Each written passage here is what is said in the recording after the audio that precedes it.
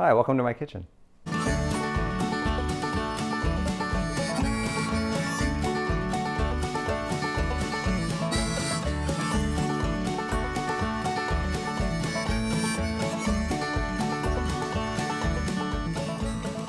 Cooking a brisket today, and what we're gonna do is more of a Northwest style brisket, I like to think of it, because it's, you'll see, I trim a lot of the fat off, and halfway through we'll switch it to kind of a braise, which is then responsible for softening it up. And as a result, the whole thing is done in, you can do it in about 7 hours, give or take an hour, and cut it up into smaller pieces, about in half, and it'll go a little bit faster. So the whole process goes a little bit shorter in time, and you end up with what I think is still a fantastic, falling apart, great brisket with a decent bark on it. And so let's get started. So I've got just a regular brisket, and you can get it from, I've found any of the grocery stores to be quite decent, even compared to some of the butchers. The butchers sometimes will be a little bit meatier, which is great, but in the end, since you're trimming it, and after all the work that comes down to it, and processing of smoking and braising, just about all the different cuts of meat from the different stores, the brisket cut ends up being pretty good everywhere. So all we're doing to it is going to apply salt and pepper. Sometimes I'll let it sit overnight as kind of a dry rub, but if you're also in a hurry, we can get it like right now in the morning, and we can just do salt and pepper on it and throw it straight in, and it comes out about the same. Most of the flavors get picked up from the smoke and also then from the braise. We'll use apple juice and whiskey, and that. So we'll start. I've got just a basic pepper, and I use salt and kosher salt, and I find that that gives a nice mix of some fine salt and then some of the bigger grains, and it really gives it a nice look to it. You'll see it doesn't add any color, but and you're walking away with a little bit more of the flavor just from the meat itself.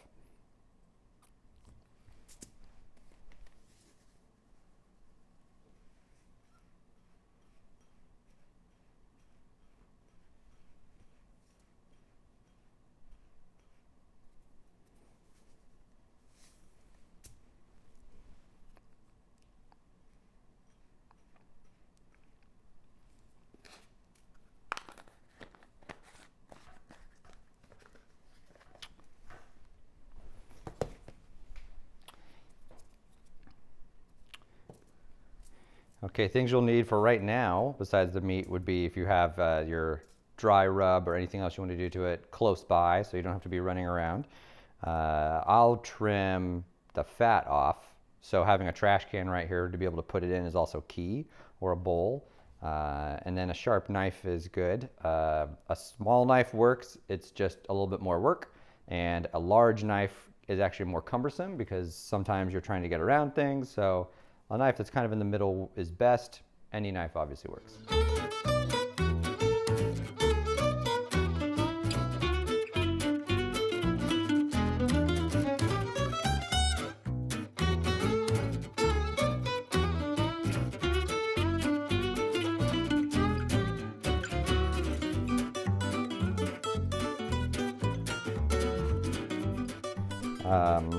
Let's see. Usually when I'm getting a brisket, I try to do a whole one like this, because sometimes they will sell smaller, just half a cut of it.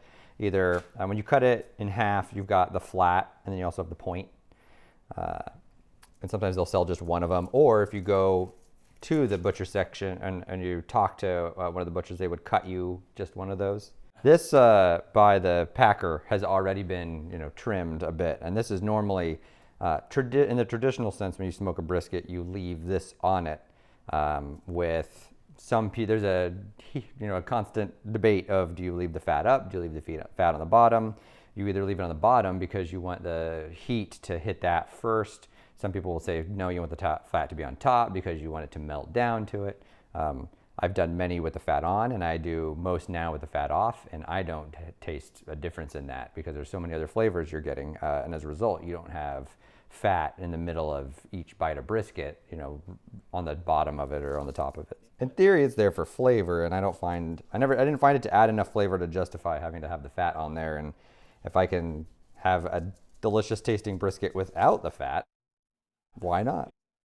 As a result, though, the process will be halfway through. We'll put it in foil, and it'll have a braise to it, and that speeds up the process, and then we'll also add a bunch of moisture to it, so you don't have to worry about the fat moistening it because it's going to be smoking on the dry smoke all day. Otherwise, you would kind of want that moisture, or you need to be spraying it, you need to be paying attention to it more. Like this, you basically can put it on, set a timer, not come back for several hours. You don't have to attend it. The second phase, where you put it in the foil to, as it's called, the Texas crutch. So normally the meat will heat up to 150, 155 degrees. And at that point, the moisture is starting to get pulled out and evaporate, which keeps it from getting warmer than that. So if you watch a temperature graph, you can see it rise up, and then it sits there. It's called the stall. It sits at 150, and it would stay there until the moisture is gone, until it can finish evaporating. And then the temperature can keep climbing. That process can take a long time. I mean, you can be smoking for 12 hours, depending on the size of your brisket, to get to that point. But basically the different style that I do is you smoke it and you're gaining all the smoke flavor. I'm not worried about drying it out, not worried about the stall. You're basically, the first phase is just trying to get the flavor inside of it, get the pinkness in it, kind of crisp up the bark.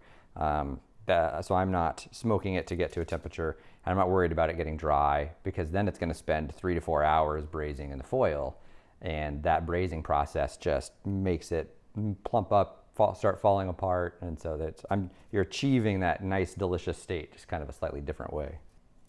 I know people watching this are going to be probably wanting to turn it off right now in disgust of all of the fat that we're cutting off.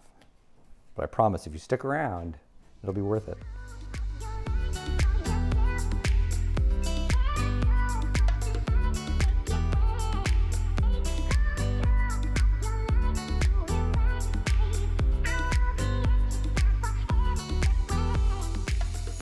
For brisket, I kind of do my own blend of, I find apple to still be one of the best smoke flavors in a brisket, just personal preference.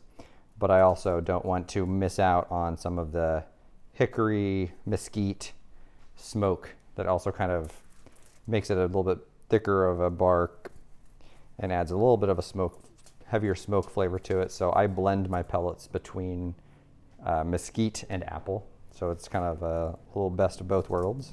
As we cook it, and as you see when we're moving to the different phases, the outside, which starts with just salt and pepper, will start to darken, thicken a little bit. And as you go to cut into it later, you'll see that there's kind of now a layer that forms all the way around it that we cut through. That's the bark. If you, and the people that will smoke it without doing the Texas crutch, and they'll spend 12 hours smoking it or longer, the bark is really heavy and really thick on there and dark, and you can kind of tell. You can look at a brisket and just see kind of what that bark looks like. You can infer how they ended up cooking it. You can see how moist it is. You can see what the pink that develops from the smoke also kind of tells you. I noticed that if I do just apple, there's a little bit less of a pink around it. If you do it at 225 versus 275, there's kind of a range of smoke flavors. Or the Traegers also have a smoker 180 setting, which is purely a really low temperature. You're just wanting most of the smoke in the pellets, not necessarily the heat.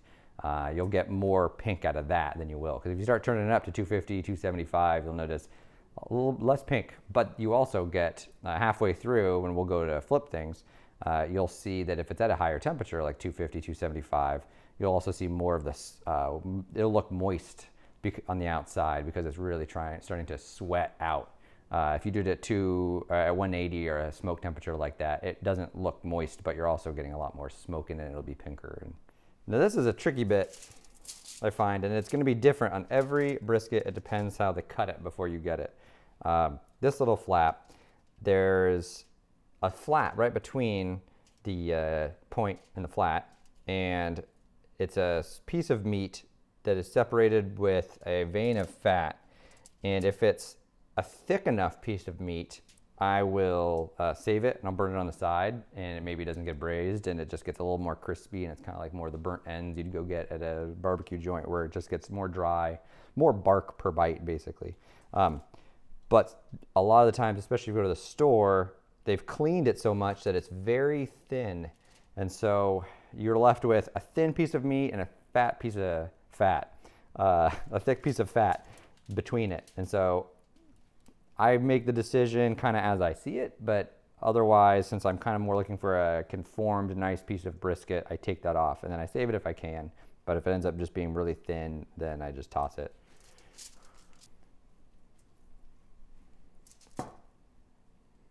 As you can see, it's mostly fat and then that little strip of meat. So sometimes it's thicker, which is great because then I will smoke it right next to it.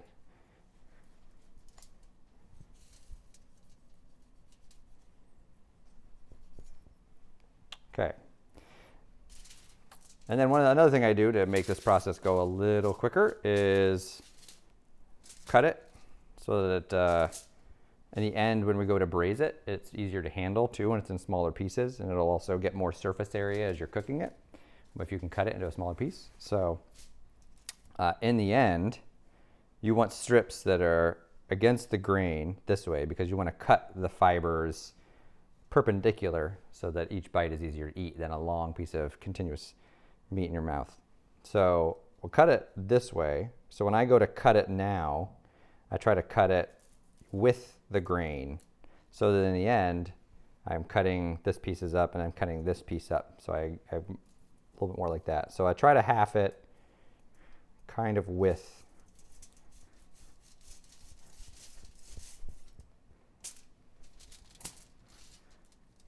kind of like that.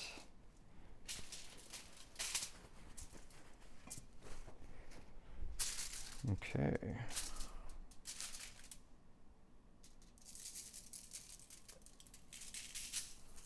This is just a blend of salt and pepper, and the salt is both regular table salt and then also a kosher salt. So it's got a little bit, has the ability to kind of also get inside the meat as well as the bigger chunks that'll stick on the outside of it. This is a dry rub. I've tried different flavored rubs, and in the end of the day, I ended up choosing to just go with salt and pepper because you know I've done all the different rubs that have a lot of the different flavors in them, like you would use on a pulled pork or ribs or something like that. But trying just salt and pepper on this and having it taste amazing, and then trying to add more flavors and saying, yeah, that's nice, but at the end of the day, just the salt and pepper and the meat ends up just tasting amazing as it is. So I don't like to add any additional things if I don't need to.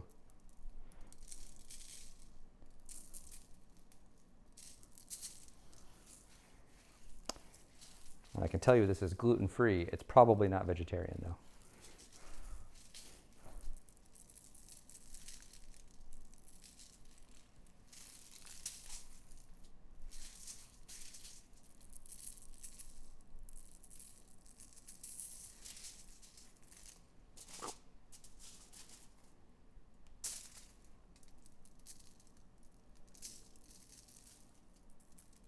Some people recommend doing an oil first so this sticks better.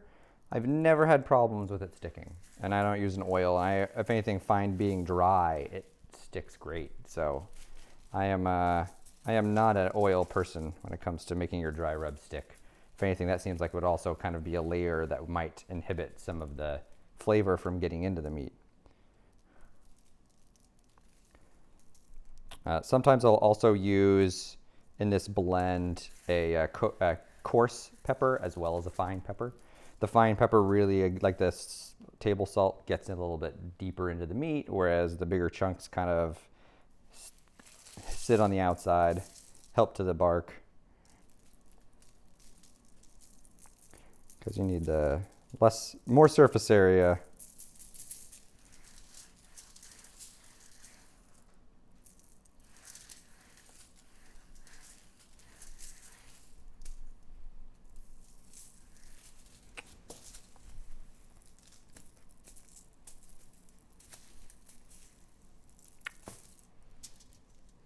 Okay, let's go to the smoker.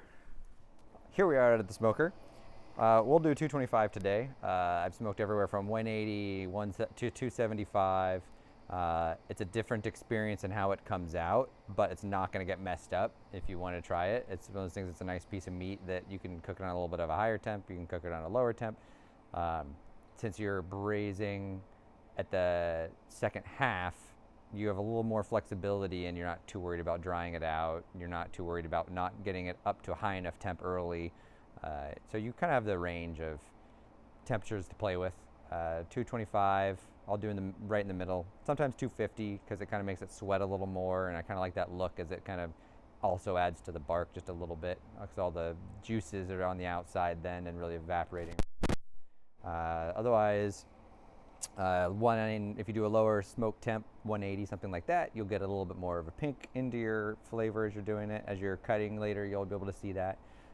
If you do it a little higher, 250, 275, there's a little less smoke that's getting into it, so you won't be as prominent. It'll still be there. It still tastes the delicious smoke of your pellets, whatever you're using. So it comes out nice, but anyway.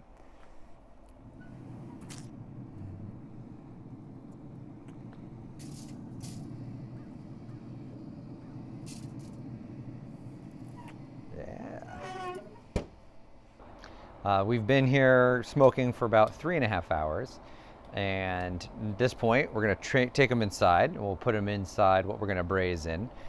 Could you smoke longer than this? Of course you could. I ideally would do it for another hour or two. This is the kind of time length that I've dialed in because I have the ability to wake up without waking up really early and being able to do about 3.5 hours of smoke and then about another 3.5, 4 hours of braising. And by that point it's dinner. So if you have the time to do an extra couple hours of smoke, I take that opportunity. I would do it. It's just you have to get up earlier for that.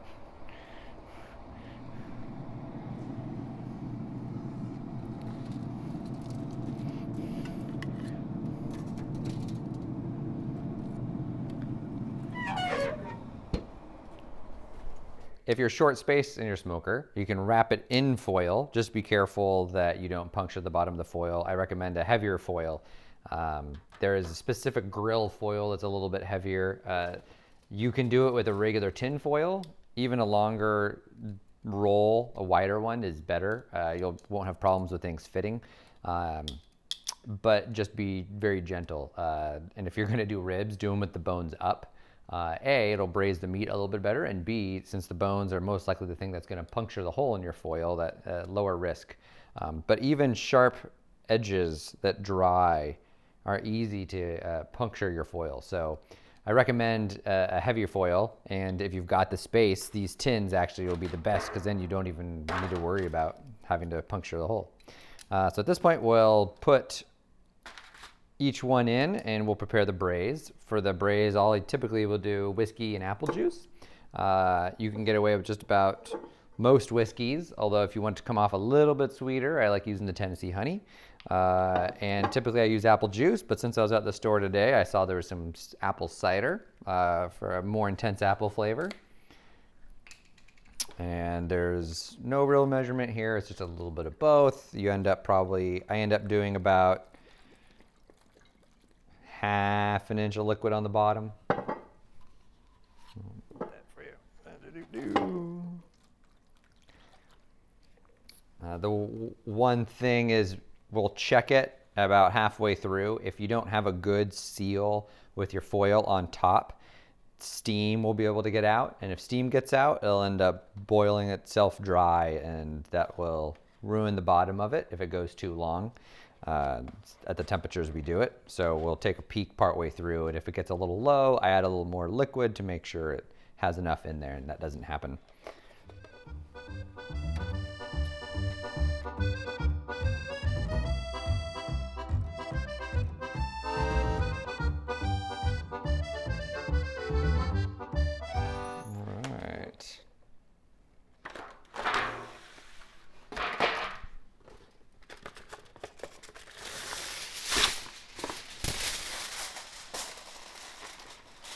These containers are really nice because they have a little bit of a lip to them, so you can really pinch the foil all the way around as you go. Press down with your thumbs, you can get a pretty good seal over it. Still won't be perfect. Some will still come out.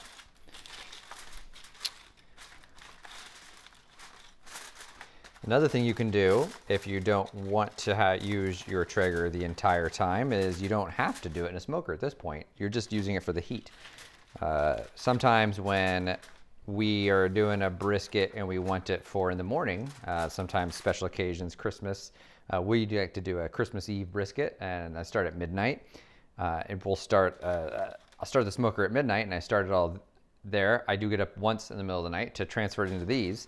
And at that point, I move it inside to the oven in the house, set it to 300, let it braise in there. And then in the morning when you get up, the house has a really lovely whiskey apple juice aroma. Has become quite synonymous now with Christmas time for us. But you can do it in the oven. You don't have to do it in the smoker. You just need the heat at this point. After 3 children, I've mastered the art of waking up, doing whatever I need to do in the middle of the night, and going right back to sleep. So some people may find that a little challenging, but all right, at this point, we'll go put them back in the smoker. All right, we've had the meat inside the foil now braising on the smoker for about 4 hours, and about an hour and a half ago, I checked just to make sure the liquid was still there in enough quantity, and found that they had dropped. And you want to be careful that it doesn't get too low. So feel free to just add a little bit more of apple juice or whiskey or whatever your preference is, and just make sure it stays high enough that you don't run out. And now we'll go retrieve it so we can start slicing it up. About 15 minutes ago, I turned the smoker off so that everything could start cooling a little bit and the meat could relax and get a little bit more moisture in it. And now let's go see what it looks like.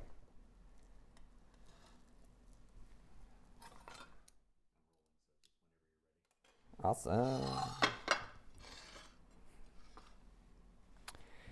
Okay. So now when it comes time for slicing, you want to make sure you look at which direction the grain is going and cut against it, so that when you have a bite, the bite is not a long piece that's going to be hard to break apart. You want to be able to, let's see.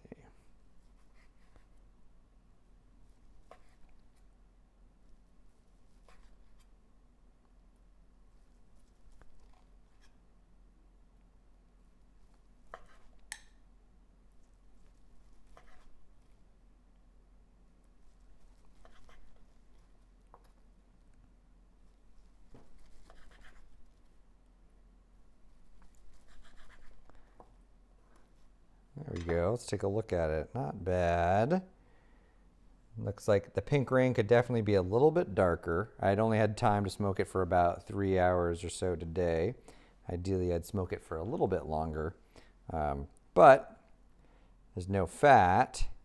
It's just the meat, a little bit of bark falling apart. And it's good moisture and good flavor.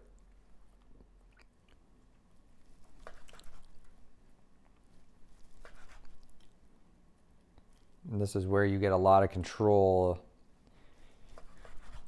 because if it ends up being a little tougher than you want, you cut a little thinner. It's really falling apart on you. You're gonna need bigger cuts to try to keep it together.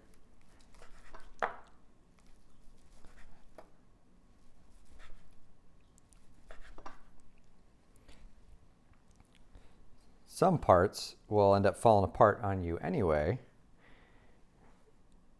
And what we like to do around here is to keep them all together and then put them in the fridge.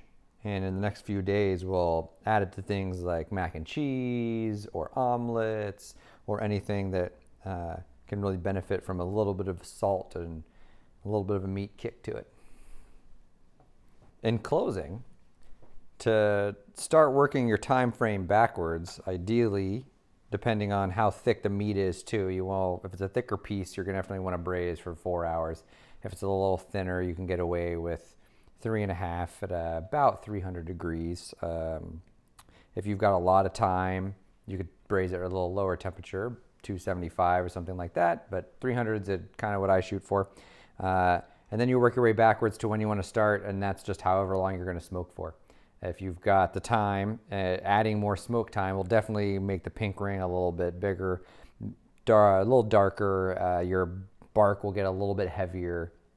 So you'd definitely benefit from more smoke time. But if this is all the time you got in the day, it still makes a great brisket.